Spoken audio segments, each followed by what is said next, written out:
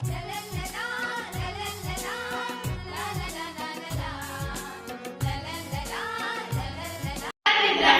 आम्ही इयत्ता 7वीच्या विद्यार्थिनी.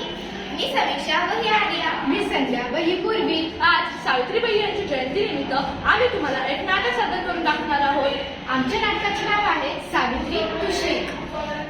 मी सावित्री. मी ज्योतिबा. मी तांत्रिक व डॉक्टर. मी सावित्रीची मैत्रीण पारू. चला तर सुरू करूया.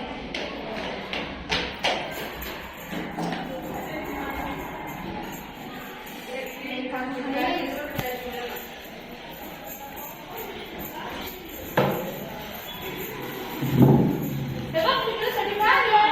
हे काय आणले तुम्ही? अगं असं काय करतेस? हे पुस्तक आहे, त्या पुस्तकाचं वाचन कर. या वयात कसं वाटतं ते? छी छी.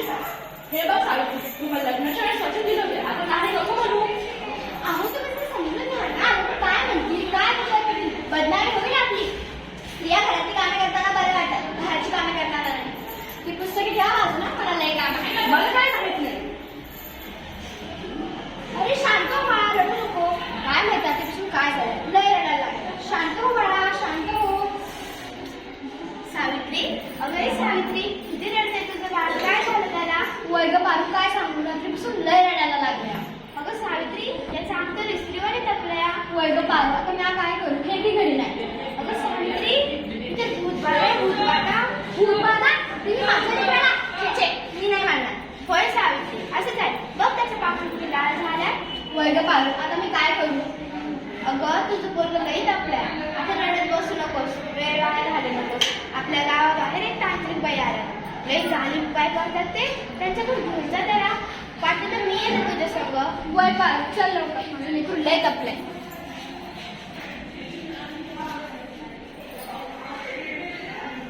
बाबा, माझ्या बाळाला वाचव, माझ्या बाळाला वाचव. तुझ्या बाळाला भूतबाधा झाली आहे. कोणाची भूतबाधा बाबा? तुझ्या बाळाला विहिरीतल्या भूताने झपाटलंय. बाबा, आता तुम्ही ह्यावर काहीतरी उपाय सांगा बाबा. धीर धर. कसा धीर धरू? तुला बळी द्यावा लागेल, म्हणजेच तुला एका बकऱ्याचं नैवेद्य द्यावं लागेल. चालेल बाबा, म्हणजे बाळासाठी जे वाटेल ते मी करायला तयार आहे, पण माझं बाळ वाचलं पाहिजे बाबा. तुला काहीच करायची गरज नाही, तू फक्त पैसे दे. ठीक आहे. आणि हा घे आम्हाला तुझ्या बाळाला.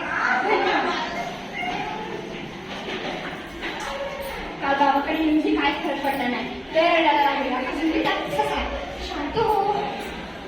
अगं ते किती रडताय? मी तुला म्हटलं तर गावाकडे घेऊन जा, पण तुम्हाला ऐकूच नकोस. अहो तुम्ही चिडू नका. ऐकून ना, बघा ना किती ताप चढलाय.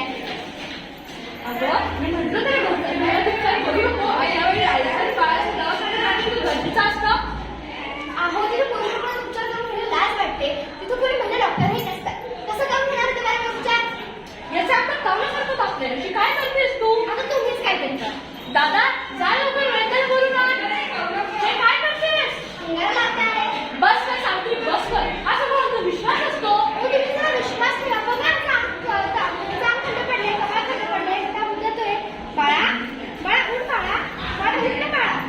कोणाला काय झालं? बाळा उठ ना बाळा. बाळा उठ ना बाळा. बाळा उठ ना. काही काळानंतर नाही आणणार मिळणार. मी शिकणार, मी नक्की शिकणार. कारण उद्या जर एखाद्या बाईला उपचाराच्या कमतरतेमुळे तिच्या बाळाला मुकावे लागणार नाही. मी शिकणार, मी नक्की शिकणार. शाबास सावित्री, शाबास. मला तुझ्याकडून हीच अपेक्षा होती. शाबास. अगं मला खरं तर माहितीच नव्हतं की सूर्यपृथ्वीच्या गोल फिरतं म्हणून. सूर्य पृथ्वीचे गोल फिरत नाही, तर पृथ्वी सूर्यभोवती फिरते. समजलं का? चल काउंटर. मग तुम्हाला सगळे काउंटर नका म्हणायचं. लाश, लज्जा, शरद सगळे विकून खाल्ले आहे सावित्रीने तर. उद्या डोक्यावर मिऱ्या वाटेल म्हणजे समजेल या सुमंत्राबाला. हा घोर कलियुग आहे, कलियुग. असं आपल्या बायकोला शिकवतं का? सगळं जग नष्ट होईल. बघत राहा तुम्ही. काय झालं? या समाजाला घाबरलीस का? नाही, आता मला कोणी कितीही काहीही बोलू, मी घाबरणार नाही. मी शिकणार, मी नक्की शिकणार. कोण सुमंत्राचं घर हेच का? सावित्री, अगं